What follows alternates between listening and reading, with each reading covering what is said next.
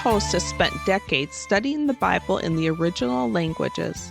He holds degrees from the University of Wisconsin, Moody Bible Institute, Asbury Theological Seminary, and Bethel Theological Seminary. With the help of some of his friends, in 1994, Dr. Rakow founded a national volunteer ministry to hunters. He is an author, dog trainer, and speaker. Tom served as a full-time pastor for 36 years. Now here is your host, Dr. Tom Rakow.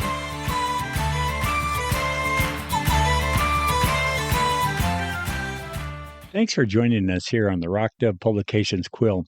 During today's program, we're going to be looking a little bit at Aldo Leopold and what he got wrong. He was a famous conservationist, born in 1887. He died in 1948.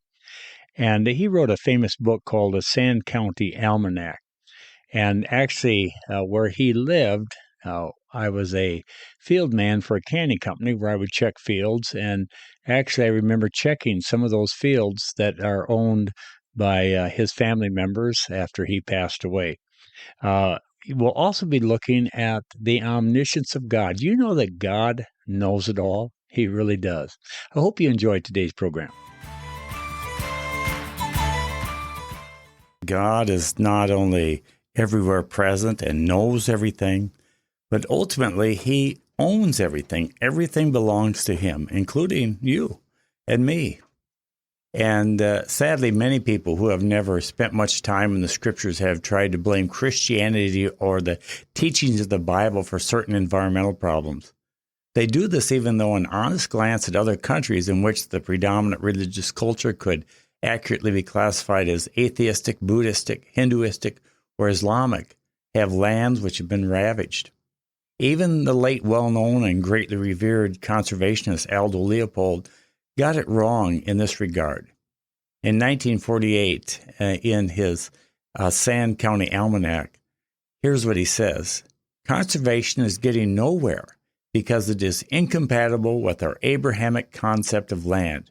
We abuse land because we regard it as a commodity belonging to us." He was certainly right in that land has often been viewed as a commodity that could be misused or abused. Nevertheless, Leopold was wrong if he really thought the roots of such destructive thinking can be traced back to the Bible. On the contrary, when the Lord gave the land to the Hebrews as He promised the patriarch Abraham centuries before, it was always with the view that it actually belonged to God. While it is certainly true that specific portions of the promised land were to remain in each designated Israelite family and clan, this was always with the understanding that God retained ultimate ownership. He stated, "The land must not be sold permanently because the land is mine, and you are but aliens and my tenants." Leviticus chapter 25, verse 23.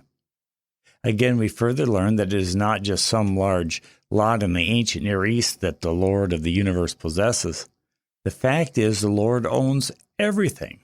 He told Moses on Mount Sinai, "Now if you obey me fully and keep my covenant, then out of all nations you will be my treasured possession, although the whole earth is mine." Exodus 19:5. In addition, not just the land, but everything on it, including all wildlife, belongs to God. In Psalm 50, the Lord made it known to His people that He did not need their cattle for a sacrifice. He said, "I have no need of a bull from your stall or of goats from your pens." He then went on to explain why. Because He says, "For every animal of the forest is mine, and the cattle on 1,000 hills. I know every bird in the mountains, and the creatures of the field are mine. If I were hungry, I would not tell you, for the world is mine, and all that is in it." Psalm 50, verses 11 to 12. According to the Bible, no nation, no ethnic group, no state, no county, no township, no conservation group, no radical environmental group, no DNR bureaucratic branch, nor any individual can really lay a lasting claim to a piece of property and the wildlife that resides thereon. After all, Psalm 124, verse 1 says, "The earth is the Lord's and everything in it." The Bible teaches that we are all temporary stewards and managers who will one day have to give an account. to the eternal landlord. Yes, God owns everything, and he knows everything. And he is all-powerful. He's all-present. And we'll be looking at his omniscience, the fact that he is all-knowing.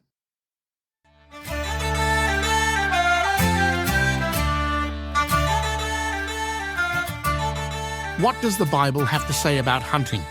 In Hunting in the Bible, a scripture safari by Dr. Tom Rakow, find out how people hunted in Bible times. Learn about the existence of ancient hunting lists. Acquire a knowledge of the scriptures with regards to God's concern for both animals and birds. Discover specific hunting regulations found in the Old Testament. Gain insight into what the scriptures have to say concerning modern-day hunting practices, and much more. This book will help you to become an expert in knowing what the Bible has to say about hunting. To order your copy of Hunting in the Bible, a scripture safari, go to the Rockdove Publications website, rockdove.com. Visit rockdove.com today.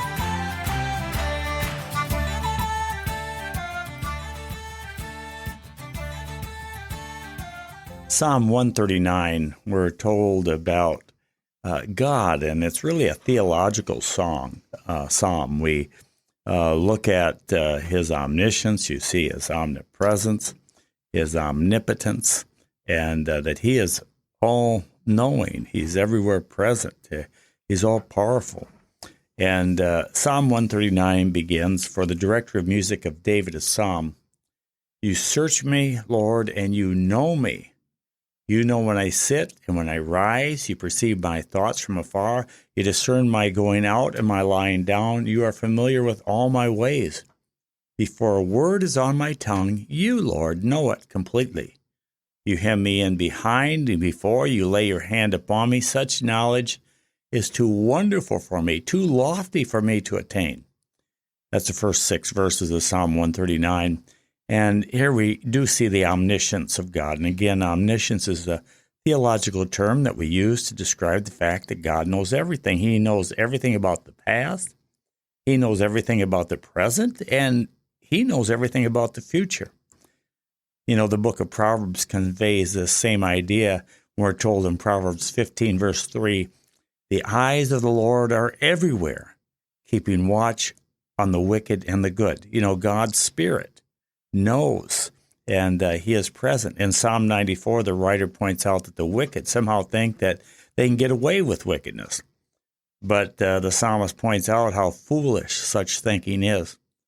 Here's what he says in Psalm 94, verses 49. "They pour out arrogant words. All the evildoers are full of boasting. They crush your people, Lord. They oppress your inheritance. They slay the widow and the foreigner. They murder the fatherless. They say, the Lord does not see. The God of Jacob takes no notice. Take notice, you senseless ones among the people. You fools, when will you become wise? Does he who fashioned the ear not hear? Does he who formed the eye not see?" Well, you know, sometimes we look around us and we see wicked individuals, people obviously doing wicked things, and they seem to get away with it. But the psalmist in Psalm 94 points out that they're not going to get away with it. And here in Psalm 139, David recognized God's presence and his knowledge of him. You know, according to the National Eagle Center website, an eagle can see something the size of a rabbit at more than 3 miles away. When we think of the owl and how an owl can see a mouse at midnight and pounce on it, as that mouse is trying to work its way across the field. The Eagle Center also points out that the eagles can distinguish more color than humans. They can also see an UV range of light, allowing them to see the urine trail of their prey. They see colors and things we don't see. They see things at a great distance that we couldn't even see. And the God who made the eagle, and the God who made the owl, and the God who made you sees and hears and knows everything. Hebrews 4:13 in the New Testament, the writer states, "Nothing in all creation is hidden from God's sight. Everything is uncovered and laid bare before the eyes of him to whom we must give an account. You know, God sees, God hears, God knows. God knows everything about you and me physically. David said, when I sit and when I rise, and he says, you discern my going out and my lying down. He knows about our struggles. He knows about the doctor's report. And God knows everything about you and me physically, and he knows everything about us verbally, everything we've ever said, every slanderous word that's ever been uttered. It's kind of a terrifying thing. And David said, before a word is on my tongue, you, Lord, know it completely. Indeed, there are no hidden conversations with God. God knows everything about you and me physically. He knows everything about you and me verbally, and he knows everything about us mentally. In verse 2, you perceive my thoughts from afar. You know, the Hebrew term used here is also used when Abraham was tested as to whether he was willing to offer up his son. He journeyed to the place where Isaac would be sacrificed, and we're told in Genesis 22, verse 4, on the third day, Abraham looked up and saw the place in the distance. Well, God sees our thoughts from afar. You know, we can't see thoughts. We just cannot see them. But God sees them at a great distance, even while they're being formed and before they're formed. Again, in Genesis 37:18, this idea God's seen from afar, our thoughts from afar. The Hebrew term is also used when Joseph was sent to check on his brothers, we're told, but they saw him in the distance, and before he reached them, they plotted to kill him. And the idea is Joseph's brothers saw him at this great distance, and God sees our thoughts. God has the power to see and understand a thought even before it has the chance to develop. God can see the unseen things of our lives at a distance. God sees. Recognizing God's omniscience, the fact that he knows everything, should cause us to marvel. God knows absolutely everything. God knows you as no one else ever will or ever could. He not only knows your ordinary actions, but also your thoughts. He knows us more intimately than we know ourselves. He knows what we need to grow and to be in the center of his will and to become all that he wants us to be. God not only sees the physical, but he also sees the invisible. And God is not only omniscient, not only does he know everything, but he's omnipresent. In verses 7 to 12 of Psalm 139, David goes on, he says, where can I go from your spirit? Where can I flee from your presence? If I go up to the heavens, you are there. If I make my bed in the depths, you are there. If I rise on the wings of the dawn, if I settle on the far side of the sea, even there your hand will guide me. Your right hand will hold me fast. If I say, surely the darkness will hide me and the light become night around me, even the darkness will not be dark to you. The night will shine like the day, or darkness is light to you. The fact is, we cannot escape the presence of God. And that's what David is saying. If I go up to the heavens, you're there. Remember James Irwin, one of the few people to ever walk on the moon. He came to the seminary that I attended, and he spoke during chapel. And he said that when he went to the moon, he was a nominal Christian. He had made a commitment when he was like 9 or something like that. But going to the moon revolutionized his Christian life. And he said when he was on the moon, he actually turned around to see God. He sensed God's presence so strongly upon the moon. And he told of answered prayer on the moon. And the fact is, no matter where we go, we hop to another planet, if that's possible, we're still going to be in the presence of God. And that's what David said, if I go up to the heavens, you're there. If I make my bed in the depths, you are there. If we go to the place in the ground where the dead reside, physical body, God's still there. We go to hell, guess what? He still knows about it.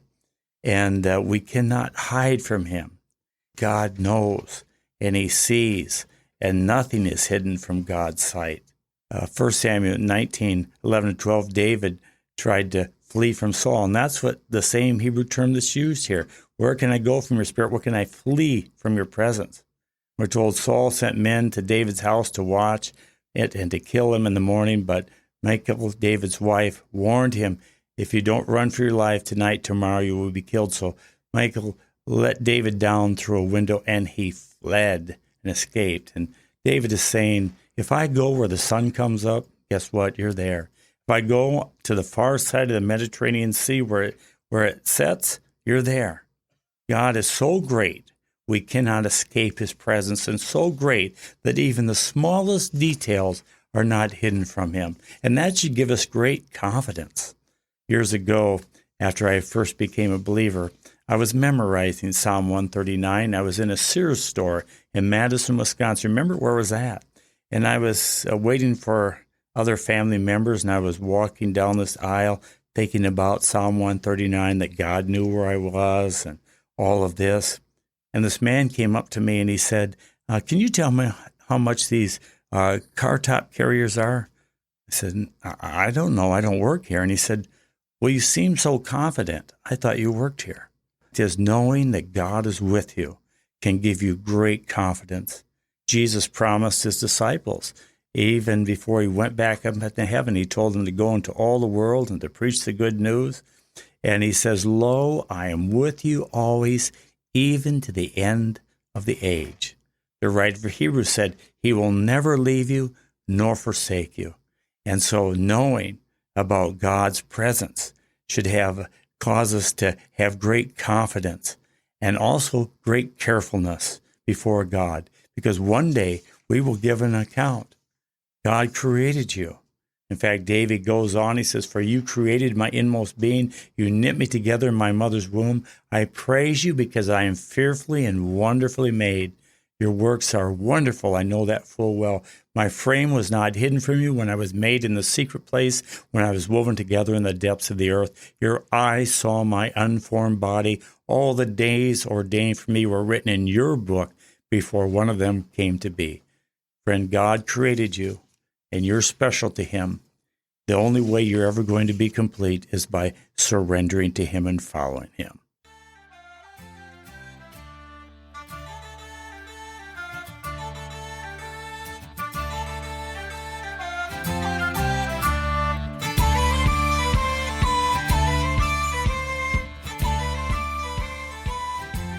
You've been listening to the Rock Dove Publications podcast with your host, Dr. Tom Rakow. This program has also been brought to you by the Quilted Arrow, home of intelligent, stylish, field-bred English pointers with bloodline streams from Hall of Fame champion Guardrail. Thank you so much for listening. Now, this is Beth Rakow inviting you to join us again next time on the Rock Dove Publications podcast.